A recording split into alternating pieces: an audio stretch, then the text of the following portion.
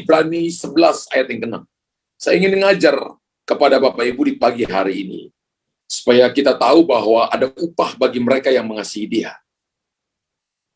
Ibrani pasal 11 ayat yang ke-6 berkata, tetapi tanpa iman, tidak mungkin orang berkenan kepada Allah. Sebab barang siapa berpaling kepada Allah, ia harus percaya bahwa Allah ada. Dan bahwa Allah memberi upah. Katakan, Allah memberi upah. Terjemahan yang lain, the reward. Kepada orang-orang yang sungguh-sungguh mencari Dia. Amin. Saya percaya sebagai anak di rumah Anda nggak usah dikasih upah. Ya, upah itu untuk bekerja. Tapi dikasih reward. Ya, tiba-tiba pulang, Papa kasih handphone, Papa kasih mobil. Mama kasih Anda sesuatu yang berharga. Itu namanya reward. Tapi Alkitab berkata bahwa dan Allah memberi reward, memberi upah kepada orang yang sungguh-sungguh, bukan cuma sungguh, tapi sungguh-sungguh mencari Dia. Orang sungguh-sungguh itu yang taunya adalah Tuhan sendiri. Karena kesungguhan itu yang bisa lihat sampai ke dalam hati itu adalah Tuhan sendiri. Gembala, bosmu di kantor, orang tuamu yang ada di rumah, cuma hanya bisa melihat dari apa yang bisa Anda kerjakan. Orang bisa berkata bahwa Anda sungguh-sungguh mencari Dia, sungguh-sungguh mencintai Tuhan itu dengan pekerjaan kita, dengan sikap kita, dengan waktu yang kita berikan, dengan tenaga yang kita berikan. Orang bisa tahu bahwa kita ini sedang mengasihi Tuhan. Dan Alkitab berkata begini, tanpa iman tidak mungkin orang berkenan kepada Allah. Jadi kalau kita mau datang kepada Tuhan, harus datang dengan iman, harus datang dengan percaya, dan Tuhan itu balas semuanya itu. Sebab Alkitab berkata, sebab barang siapa berpaling kepada Allah, ia harus percaya bahwa Allah ada. Jadi kalau hari ini Bapak Ibu sedang tanya, di manakah Tuhan ketika saya memerlukan pertolongannya? Dia ada pada imanmu. Amin. Ketika Anda berkata, saya percaya, maka saat itu juga Tuhan ada di situ. Nah, jika di dunia ini saja orang tahu, menghargai orang lain, apalagi Bapa kita di sorga, Dia menghargai setiap orang yang bersungguh hati mencarinya. Sebab Bapa memberikan upah kepada mereka. Dunia ini, Bapak Ibu lihat, sering Bapak kita nonton di TV, kita lihat sekarang di handphone kita melalui YouTube, orang-orang yang berprestasi itu dihargai oleh dunia. Orang-orang yang punya kreativitas, yang punya keunggulan dihargai oleh dunia. Mereka yang berprestasi, mereka yang punya keunggulan, karena mereka memberikan tenaga, waktu untuk mencintai pekerjaan, untuk mencintai apa yang menjadi tanggung jawab mereka, sehingga akhirnya mereka dihargai. Saya percaya orang malas-malasan, masa bodoh acu tak acu, orang yang misalnya Bapak Ibu kerjanya harusnya jam 8 tapi masuknya jam 11 siang. Saya percaya kita tidak akan dikasih reward, bahkan diomelin sama bos kita. Apalagi Bapa kita di sorga, Tuhan itu kan tahu hati kita. Karena Bapa senang memberi penghargaan kepada orang-orang yang mau berkorban baginya. Saya sengaja pakai kata berkorban sebab tidak ada kemuliaan tanpa korban. Alkitab berkata setiap kali pelayanan ada korban, korban waktu, korban tenaga, korban pemikiran, korban dalam hal keuangan, maka api Tuhan akan turun. Ya, kalau kita lihat dalam perjanjian lama, bahwa domba yang dibawa datang untuk dipersembahkan, ketika orang yang membawa datang itu, ketika diperiksa oleh imam bahwa domba itu tidak bercacat, maka dia harus meletakkan tangannya di atas domba itu mengaku dosanya. Nah, setelah dia mengaku dosanya, maka domba itu yang nanti dipersembahkan, itu gambaran tentang Kristus, disembelih lebih dulu. Baru ditaruh di atas mezbah korban bakaran. Dan imam pada masa itu tidak datang dengan korek api. Dia hanya cuma tahu bahwa korban itu telah disembelih. Ada sacrifice di sana. Maka api Tuhan akan turun. Ketika Bapak, Ibu, dan saya belajar memprioritaskan Tuhan dalam hidup kita, maka kita akan melihat perkara-perkara besar. Ingat bahwa Bapak kita itu senang memberi penghargaan kepada orang-orang yang mau berkorban kepadanya. Tuhan itu memberi upah kepada orang yang bersungguh hati, bukan kepada mereka yang setengah hati. Bapak Ibu tulis di kolom komentar. Tuhan memberi upah kepada orang yang bersungguh hati, bukan kepada mereka yang setengah hati. Saya percaya bahwa kita yang ada di pagi hari ini adalah orang yang sungguh hati, bukan setengah hati. Dan orang yang hanya mencari Tuhan, karena kebutuhannya saja, karena masalahnya terselesaikan, maka mereka tidak akan pernah mendapatkan reward, tidak akan pernah mendapatkan upah di hadapan Tuhan. Orang yang hanya mencari Tuhan karena kebutuhannya dan karena masalahnya, atau datang kepada Tuhan karena ada acara-acara tertentu, kesembuhan, pemulihan, nubuatan, lalu Bapak Ibu cuma datang karena itu, belum bisa dikatakan orang yang bersungguh hati mencari Tuhan. Kita harus datang kepada Tuhan itu every day, setiap waktu. Siapa saja yang bicara, siapa saja yang khotbah, siapa saja yang menyampaikan firman, Bapak Ibu harus datang mendengar, itu artinya kita datang dengan kesungguhan hati. Ingat bahwa Tuhan pernah tegur seorang rasul pakai ayam kampung. Tuhan pernah tegur seorang nabi pakai seekor keledai. Apalagi manusia yang diciptakan sesuai dengan gambaran Tuhan atau imago Dei, image-nya Tuhan. Kita lebih mulia daripada binatang. Dan kalau Bapak Ibu lihat bahwa ada hamba-hamba Tuhan, yang mungkin bukan Pastor Luther, orang lain yang mungkin bicara, yang kita panggil ya bicara tempat ini, maka belajar untuk dengarkan. Saya nggak lihat ada tulisan amin. Saya mau ngajar Bapak Ibu untuk kita naik kepada level lebih tinggi, level rohani lebih tinggi. Bahwa kita mau datang dengan hati yang sungguh-sungguh, kita tidak mencari Tuhan karena kebutuhan atau karena masalah yang kita sedang alami. Kita tidak datang kepada Tuhan karena acara-acara tertentu, tapi kita mau datang kepada Tuhan karena memang kita mencintai Dia.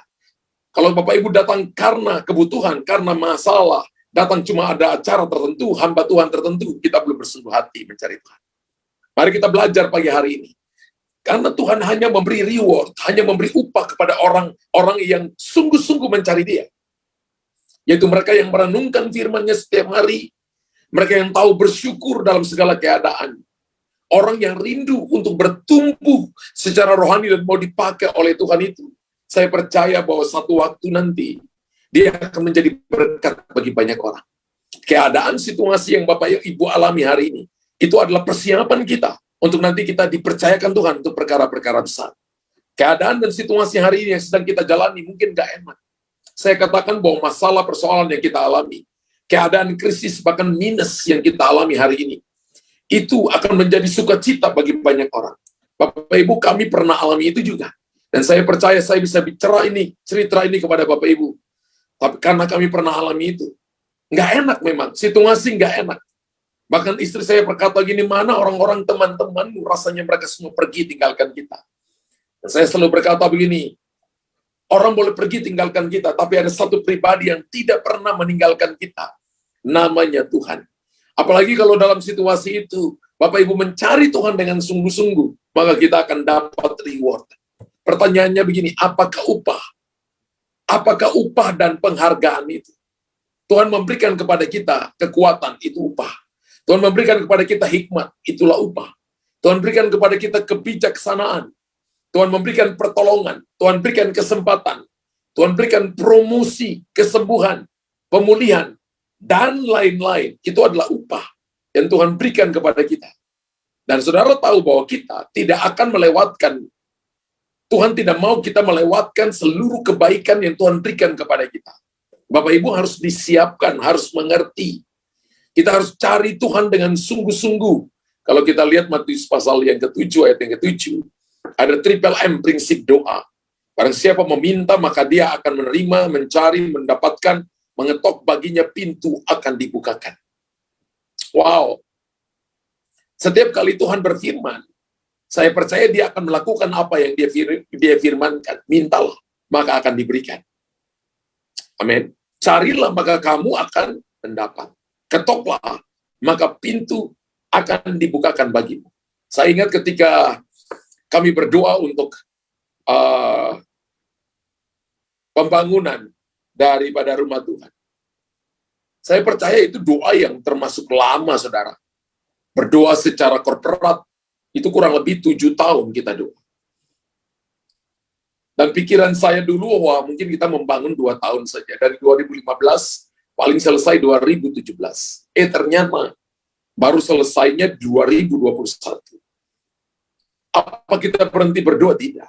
Waktu bangunan itu diruntuhkan oleh kontraktor kedua, setiap malam itu saya selalu ajak para pensiapat, para pekerja yang setia untuk datang, untuk berdoa, untuk memproklamirkan firman di tempat itu. Dan saya percaya bahwa ketika kita melakukan di tempat itu, mengatakan bahwa bangunan itu akan jadi, akan terbangun, Tuhan itu perhatikan semuanya. Kalau kamu meminta, maka kamu akan menerima. Kalau kamu datang mengetok terus-menerus, sekalipun yang dilihat dengan mata tidak mungkin. Ya. Nggak mungkin, saudara.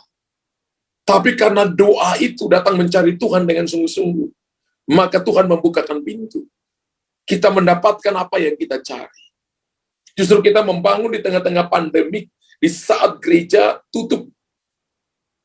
Wow. Makanya sekarang bisa ada pelayanan seperti Zoom seperti ini. 2020-2021 itu situasi yang nggak mengenakan, saudara. Gereja tutup, kita nggak ibadah. Nah, setiap kali Tuhan berfirman, saya percaya Tuhan itu akan melakukan apa yang dia firmankan.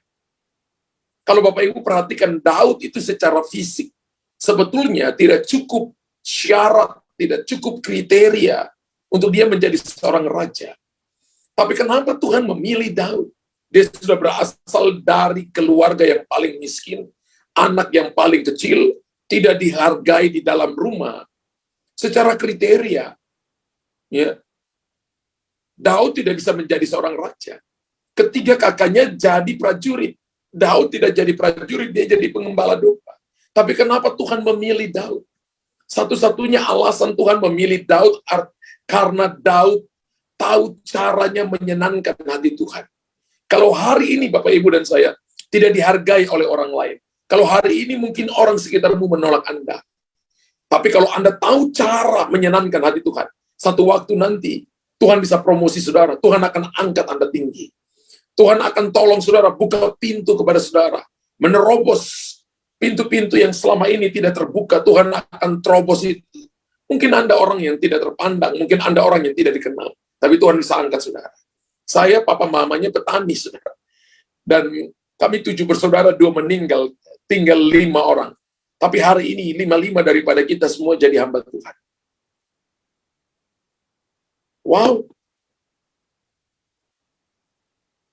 Tuhan itu saya lihat hati, saya ingat setiap hari Sabtu, ketika saya itu masih SD pergi main dengan teman-teman, selalu dicari oleh kakak-kakak, om-om saya, dicari, ayo pulang, papa panggil. Kenapa? Mau doa di rumah. Nggak enak. Anak-anak lagi asik main, dipanggil pulang untuk berdoa. Satu waktu saya nggak mau pulang, saudara, sampai di rumah. Itu ada kayu yang panjangnya 1 meter itu. Mama saya pukulin saya. Sampai kayunya tinggal 10 cm di tangannya. Itu saya lari di jalan itu, teriak-teriak, nangis-nangis, dipegang sama orang-orang satu kampung, dipukulin. Nggak boleh kalau dipanggil ibadah, harus ibadah. Hari ini saya bilang untuk mama saya, gara-gara rotan itu saya jadi hamba Tuhan. Haleluya. Daud tahu cara menyenangkan hati Tuhan. Alkitab berkata 7 kali sehari dia berdoa kepada Tuhan. Cari orang itu bukan dari latar belakang mana. Ada orang yang kaya raya, tapi tidak mau mengenal Tuhan. Ada orang yang miskin juga, tapi tidak mengenal Tuhan. Tapi saya juga lihat ada orang yang kaya raya, tapi melayani Tuhan dengan sungguh-sungguh. Saya juga temukan ada orang yang miskin, tapi juga melayani Tuhan dengan sungguh-sungguh. Kalau hari ini saudara tahu cara menyenangkan hati Tuhan, maka Anda akan terima reward dari Tuhan. Daud suka merenungkan firman Tuhan siang dan malam. Bahkan dikatakan lakukan secara konsisten. Daud selalu merindukan Tuhan. 7 kali sehari loh Bapak Ibu. Seorang raja menyenangkan Tuhan. Itu yang membuat heartbeat-nya sama dengan hatinya Tuhan. 1 Kisah Rasul pasal 13 ayat 22 berkata begini. Tuhan telah menemukan Daud bin Isai yang heartbeat-nya sama dengan hatinya Tuhan. Detak jantungnya sama dengan detak jantungnya Tuhan. Daud menulis 100 dari Mazmur. Kalau Bapak Ibu perhatikan Mazmur akan ada 150 pasal. Daud menulis di situ 100 pasal. Namanya Tehila. Tehilim. Tehila atau Tehilim itu nyanyian hati, nyanyian kehidupan. Daud menulis semuanya ketika dia dikejar oleh musuh. ketika kerajaannya itu, kerajaannya, taktanya dikudeta oleh anaknya sendiri. Dia menulis semuanya. Dia tahu cara menyenangkan Tuhan. Dia tidak ngomel, dia tidak salahkan apapun. Dia punya kesempatan untuk membalas orang yang mengutuki dia. Tapi dia berkata kepada pengawalnya yang gagah perkasa, tidak ada urusan kamu dengan aku. Siapa tahu Tuhan menyuruh dia mengutuki aku, dan Tuhan juga sanggup mengubah kutuk itu jadi berkat. Wow. Orang yang tahu mengasihi Tuhan itu dari mulutnya penuh dengan pujian. Ada karya-karya yang dia kerjakan. Dan kita bisa lihat dalam Mazmur 130 ayat 5 sampai ayat yang ke-7. Mazmur 130 ayat 5 sampai ayat yang ke-7. Aku menanti-nantikan Tuhan. Ini kata Daud, saudara. Aku menanti-nantikan Tuhan. Jiwaku menanti-nanti. Dan aku mengharapkan firman-Nya. Lihat seorang raja, seorang kerinduan, tahu bagaimana cara menyenangkan Tuhan. Jiwaku mengharapkan Tuhan, lebih daripada pengawal mengharapkan pagi. Lebih daripada pengawal mengharapkan pagi. Ayat yang ke-7.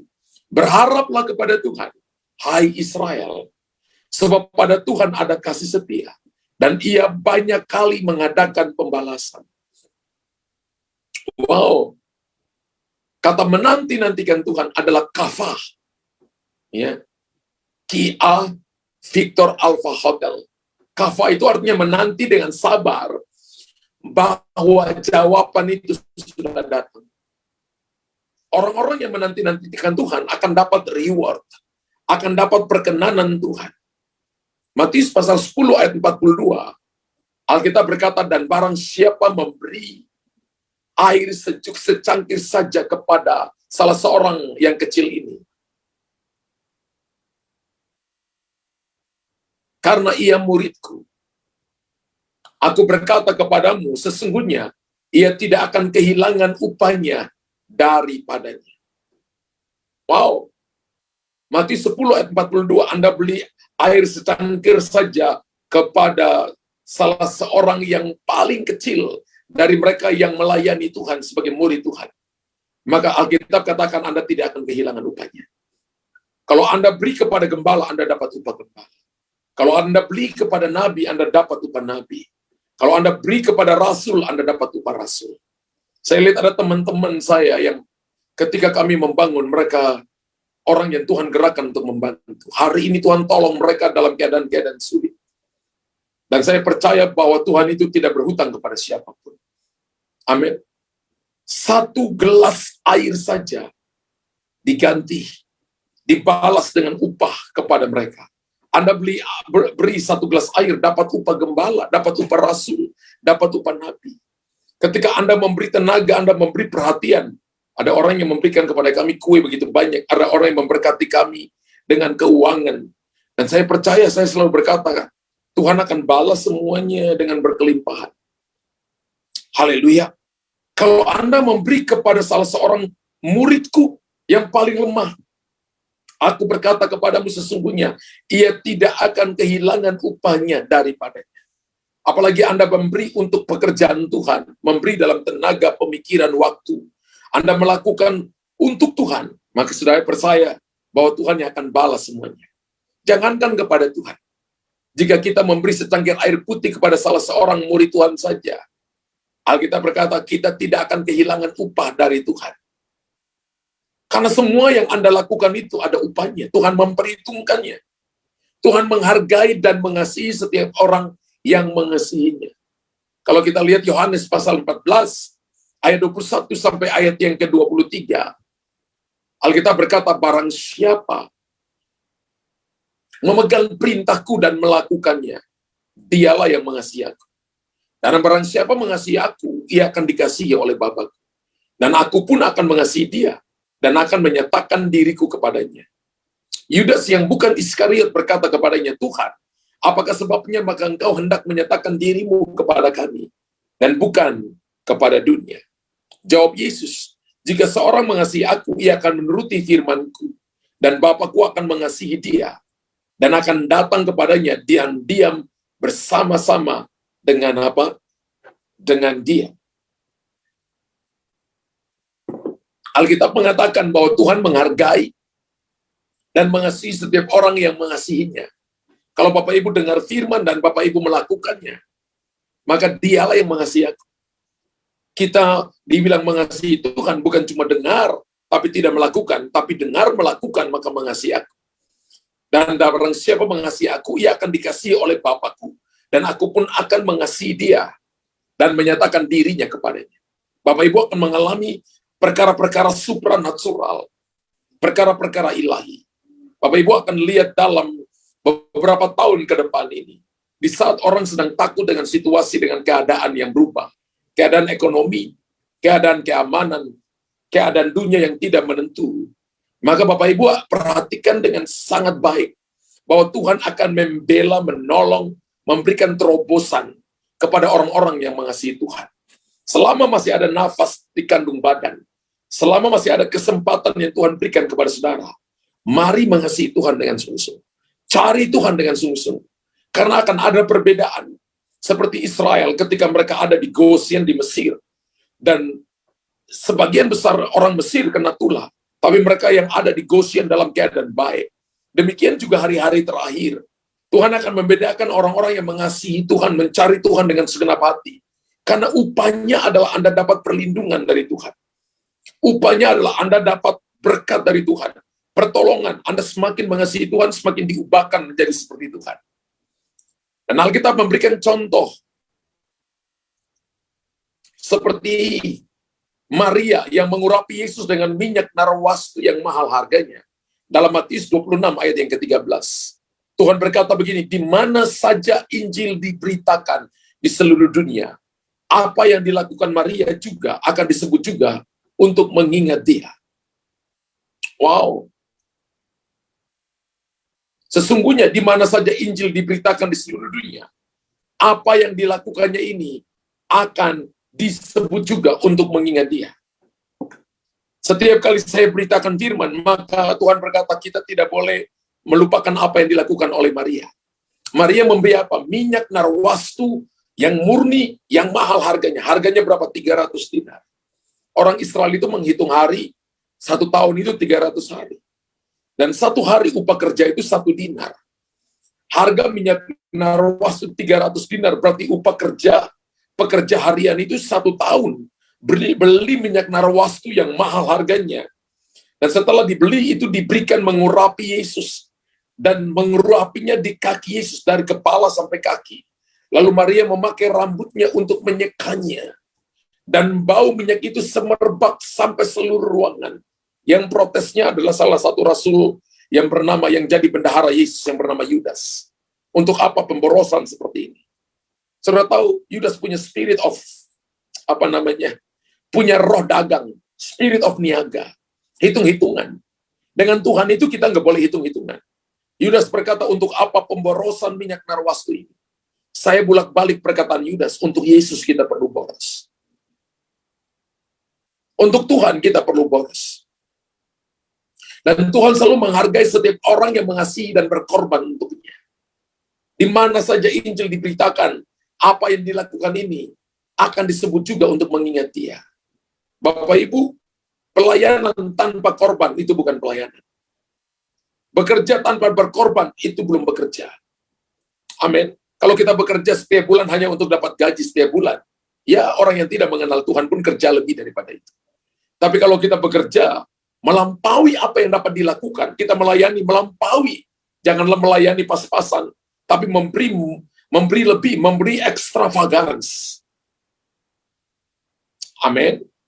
Memberi lebih, jangan ordinary, harus extraordinary. Maria memberi minyak narwastu yang sangat mahal harganya. Dan Tuhan mengingat apa yang dia lakukan. Menjadi reward baginya. Yohanes 12 ayat 15 berkata, mengapa minyak narwastu ini tidak dijual 300 dinar dan uangnya diberikan kepada orang-orang miskin?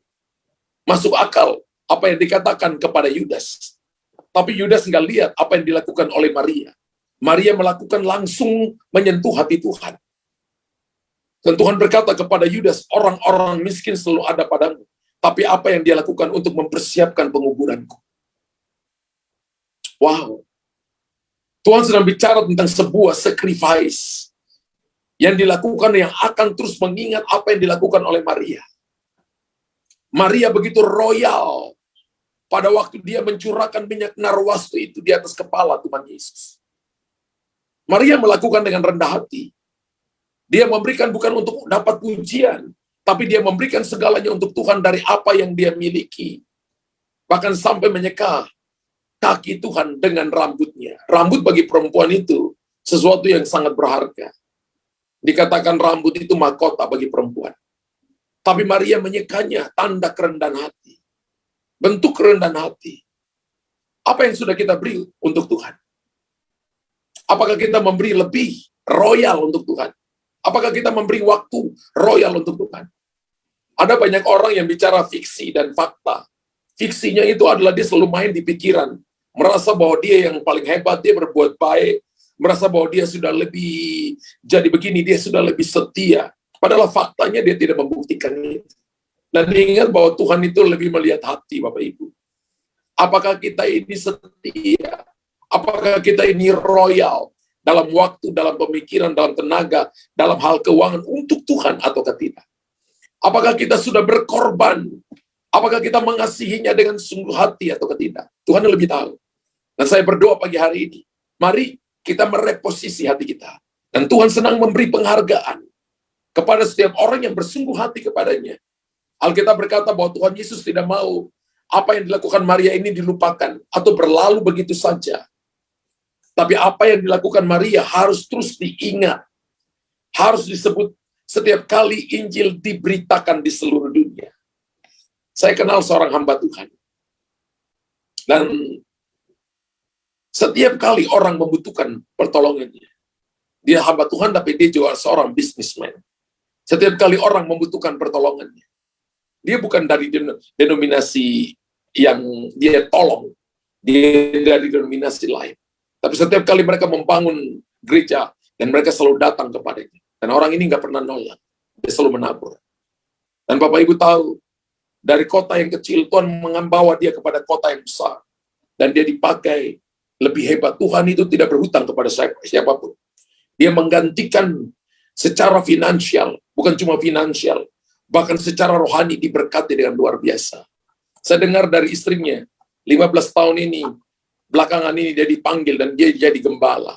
Dan Tuhan memberkati pelayanannya dengan luar biasa. Sekarang pekerjaannya dilanjutkan oleh anak-anaknya. Dan dia diberkati secara finansial, diberkati secara rohani dengan luar biasa. Mengasihi Tuhan dengan sungguh-sungguh, maka Anda dan saya akan dapat reward. Mari saya ajak Bapak Ibu semakin memberi hati kita untuk Tuhan. Karena Tuhan menginginkan hati dan seluruh hidup kita. Bapak Ibu tulis di kolom komentar. Mari kita semakin memberi hati kita untuk Tuhan. Dengan Tuhan jangan hitung-hitungan. Semakin memberi hati untuk Tuhan. Tuhan mau agar kita sebagai umat yang telah ditebusnya bersyukur dan penuh sukacita mempersembahkan diri kita. Senantiasa bersandar kepadanya. Karena kita adalah kepunyaannya. Katakan saya kepunyaan Tuhan. Haleluya. Saya kepunyaan Tuhan. Dan jika kita sedang alami tantangan hari ini, alami kesulitan hari ini, maka muliakanlah Tuhan. Jangan membesar-besarkan masalah yang kita hadapi. Karena iblis senang kalau Bapak Ibu membesar-besarkan masalah. Jangan cerita kepada orang lain bahwa Anda sedang begini. Ceritalah kepada Tuhan. Ingat bahwa Tuhan juga pakai orang lain bisa nolong saudara dan saya. Tapi ceritalah kepada Tuhan lebih dulu. Hal itu akan membuat iman kita akan berkurang. Ketika kita membesar-besarkan masalah, imanmu akan berkurang. Akibatnya kita tidak akan percaya kepada Tuhan. Sebaliknya saya mau ajarkan Bapak Ibu, apapun keadaan saudara, apapun situasi saudara dan saya, mari besarkan Tuhan. Jangan katakan kepada Tuhan bahwa masalahmu besar, tapi katakan kepada masalahmu bahwa Tuhanmu besar. Supaya masalah yang kita alami akan terlihat kecil di hadapan Tuhan. Amin. Ketika Bapak Ibu katakan bahwa Tuhanku besar, maka Anda akan melihat dengan cara pandang berbeda. Ingat bahwa Allah bertakhta di atas puji-pujian umatnya. Mazmur 22 ayat yang ketiga. Padahal engkaulah yang kudus, yang bersemayam di atas puji-pujian orang Israel. Amin. Ketika Bapak Ibu datang menyembah Tuhan, memuji Tuhan, dia bertakhta di atas puji-pujian umat Israel. Dan pada waktu Allah bangkit, maka terseraklah musuhnya. Persoalan masalah akan diserahkan oleh Tuhan. Mazmur 68 ayat 1, Allah bangkit, maka terseraklah musuh-musuhnya. Dan orang-orang yang membenci dia melarikan diri dari hadapannya. Haleluya. Berapa banyak yang mau lihat bahwa musuhmu diserahkan oleh Tuhan? Maka puji Tuhan setiap waktu. Nyanyikan pujian setiap waktu. Jangan katakan masalahmu besar, masalahku sulit. Tapi tinggikan Tuhan lebih dulu. Maka Tuhan yang akan berperang ganti saudara. Matius 6 ayat 33 berkata, tetapi carilah dahulu kerajaan Allah dan kebenarannya. Maka semuanya itu akan ditambahkan kepadamu. Wow, jangan cari yang ditambahkan lebih dulu, tapi cari kerajaan Allah lebih dulu. Memprioritaskan Tuhan yang utama. Cari pemberi berkat lebih dulu daripada cari berkatnya. Tulis di kolom komentar, saya harus cari pemberi berkat lebih dulu, bukan berkatnya. Amin. Cari hadirat Tuhan itu lebih penting. Maka semua kebutuhan kita akan ditambahkan. Kalau hari ini Bapak Ibu kekurangan uang, Bapak Ibu punya masalah dalam pekerjaan, Bapak Ibu punya pergumulan dalam keluarga, pergumulan dalam bisnis, Alkitab berkata, Matius 6:33, cari kerajaan Allah lebih dulu. Datang menyembah Tuhan lebih dulu. Maka dia bertakhta di atas puji-pujian umat Allah. Hidup akan terasa hampa, hidup akan terasa kosong ketika Bapak Ibu tidak mencari Tuhan. Orang punya uang banyak pun ada yang stres. Orang punya kedudukan pun ada yang stres. Karena hidupnya terasa hampa. Selalu merasa kurang, saudara. Tapi kalau Bapak Ibu punya Yesus, hati kita itu diisi oleh mobil 10, oleh rumahmu yang 10, uang 1 triliun pun selalu ada tempat yang kosong. Hati kita akan dipuaskan kalau kita isi Yesus di dalamnya, dan isi firman Allah di dalamnya. Maka hati kita akan puas. Saya percaya kalau hati kita puas, maka Anda tuh orang kaya. Amin. Masalahnya gini, jika uang menjadi Tuhan, maka Tuhan Yesus tegas mengatakan bahwa kita tidak bisa mengabdi kepada dua Tuhan. Anda akan bimbang, Anda akan ragu. Jangan hidup terbergantung oleh saldo kita. Uang, kedudukan, prestasi itu adalah fasilitas yang Tuhan berikan kepada kita untuk mendukung pelayanan. Itu cuma fasilitas. Tapi prioritas utama kita adalah Bapak, Ibu, dan saya datang dan mengasihi Tuhan. Tidak perlu khawatir tentang apa yang kita butuhkan. Karena Tuhan kita adalah Tuhan yang memelihara dan bertanggung jawab atas hidup kita. Amin. 1 Petrus 5 ayat 7. Bapak Ibu sudah hafal itu kan? Serahkanlah segala khawatirmu kepadanya. Sebab ia yang memelihara kamu. Alkitab berkata burung di udara dipelihara. Apalagi kita sebagai putra dan putrinya. Raja Daud pun menulis bahwa dia tidak pernah melihat orang benar ditinggalkan dan anak cucunya meminta-minta roti. Karena jika kita sungguh hidup di hadapan Tuhan, maka berkat itu akan mengejar kita. Katakan nih, yes and amen. Katakan amen unlimited. Amin. Mazmur 23 dan 6 berkata, kebajikan dan kemurahan belaka akan mengikuti aku. Berkat akan selalu mengikuti kita ketika Bapak Ibu cari Tuhan lebih dulu. Wow. Ketika Bapak Ibu cari kerajaan Allah lebih dulu, maka kita akan melihat perkara-perkara hebat, perkara-perkara besar, perkara-perkara mulia yang akan Tuhan nyatakan dalam kehidupan saudara dan saya. Setiap hari kita harus mengandalkan Tuhan. Bapak Ibu tulis di kolom komentar, setiap hari saya harus mengandalkan Tuhan. Mari lihat 1 Samuel 30 ayat yang ke-8. Kemudian bertanyalah Daud kepada Tuhan, katanya, haruskah aku mengejar gerombolan itu? Akan dapatkah mereka kususul? Dan ia berfirman kepadanya, kejarlah. Sebab sesungguhnya engkau dapat menyusul mereka dan melepaskan para tawanan. Alkitab menceritakan di ayat-ayat sebelumnya, Daud kehilangan segalanya. Tetapi ketika dia mencari Tuhan, Tuhan menjawab sehingga Daud merebut kembali apa yang pernah hilang, sampai kasut, sampai garpu sendok pun kembali, tidak ada yang tidak diambil kembali. Tuhan itu akan memberikan segala yang terbaik kepada saudara ketika Anda mencari Tuhan. Bertanya kepada Tuhan. Jika kita bersungguh hati mencari Tuhan, Tuhan akan memulihkan, mengembalikan kembali, memberkati, memberikan kepada kita kekuatan untuk hidup berkemenangan. Haleluya. Berapa banyak Bapak Ibu yang mau itu terjadi dalam hidup saudara dan saya? Mari Tuhan kita cari Tuhan dengan sungguh-sungguh. Upah bagi mereka yang mengasihinya. Anda akan melihat perkara-perkara hebat, perkara-perkara ajaib, dan perkara-perkara luar biasa yang akan Tuhan nyatakan dalam hidup saudara. Saya temukan ada hari ini seorang adik rohani saya lah. Saya lihat bahwa dia itu dulu seorang tukang sampah. Tapi hari ini ketika dia ketemu dengan seorang hamba Tuhan kemudian dibentuk. Hari ini dia jadi hamba Tuhan yang dipakai dengan luar biasa. Dapat seorang istri dan punya anak. Dan mereka mengembalakan di sebuah kota hari ini. Dan mereka dipakai Tuhan dengan hebat di sana. Saya lihat bahwa dari seorang tukang sampah yang tidak dianggap, sekarang jadi seorang hamba Tuhan. Yang sekarang ini menjadi seorang gembala. Punya keluarga yang diberkati Tuhan. Dan disayang oleh jemaatnya. Saya percaya bahwa Tuhan itu tidak melihat dari mana asal kita. Tapi Tuhan lihat bagaimana Anda mencari dia dengan sungguh-sungguh. Saya percaya pagi hari ini, Tuhan temukan hati kita yang sungguh-sungguh mencari Tuhan. Berapa banyak hati yang mencari Tuhan dengan sungguh-sungguh. Maka Tuhan kita adalah Tuhan yang memberikan upah, reward, kepada setiap saudara dan saya. Angkat kedua tangan saudara. Bapa di sorga, Engkau lihat setiap umatmu yang datang pagi hari ini. Kami mungkin dari latar belakang, dari keluarga yang biasa.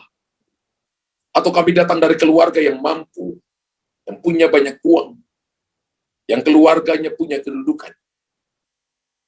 Tapi hari ini Tuhan itu lihat hati. Hati yang mencari Tuhan dengan sungguh-sungguh seperti apa yang dilakukan Daud. Seperti apa yang dilakukan oleh hamba-hamba Tuhan. Yang dari latar belakang biasa. Tapi karena mereka mencari Tuhan dengan cara yang luar biasa, maka Tuhan memberi reward kepada mereka. Seperti Maria, yang mengurapi Yesus dengan apa yang mahal dalam hidupnya. Memberi yang terbaik. Demikian kami pagi hari ini. Memberi yang terbaik bagi Tuhan. Bapa di sorga, Engkau lihat tangan-tangan yang terangkat. Ubahkan hati kami. Ubahkan pola pikir kami. Supaya masalah persoalan bukan lagi masalah. Tapi kami mau lihat Tuhan lebih besar daripada itu. Melihat Engkau jalan keluar, dan Engkaulah kekuatan bagi kami. Materaikan firman-Mu ini. Tolong setiap umat. Berikan kepada mereka kekuatan yang baru. Mereka yang datang di pagi hari ini. Mereka pulang. Dan mereka akan mengalami God's breakthrough. Terobosan besar. Hamba berdoa dalam nama Yesus. Tuhan tunjukkan kepada saya beberapa sedang mengalami jalan yang gelap, pintu yang gelap. Anda tidak bisa lihat jalan sama sekali. Bahkan Anda bingung. Tapi Tuhan berkata, engkau akan lihat jalan. Engkau akan lihat terobosan. Beberapa saudara sedang mengalami jalan-jalan yang naik dan turun, jalan-jalan sempit. Tuhan berkata, lakukanlah dengan sukacita. Beberapa saudara sedang mengalami di tanganmu, engkau sedang diberkati dengan limpah. Tuhan berkata, menaburlah. Tuhan berkata begini, bahwa ada waktunya di mana engkau menabur dengan sukacita. Berilah dengan yang terbaik. Uang itu menggambarkan kesetiaan, menggambarkan kasih, menggambarkan pengabdian. Lakukan dengan hati yang tulus, karena Tuhan akan memberi reward kepadamu. Tuhan, hamba berdoa pagi hari ini, kebaikan dan anugerah-Mu menyertai umat-Mu, sehingga mereka menjadi umat yang diberkati Tuhan, mendapatkan reward daripada Tuhan. Dalam nama Yesus Tuhan. Terima kasih Tuhan Yesus. Haleluya. Haleluya. Amin. Amin.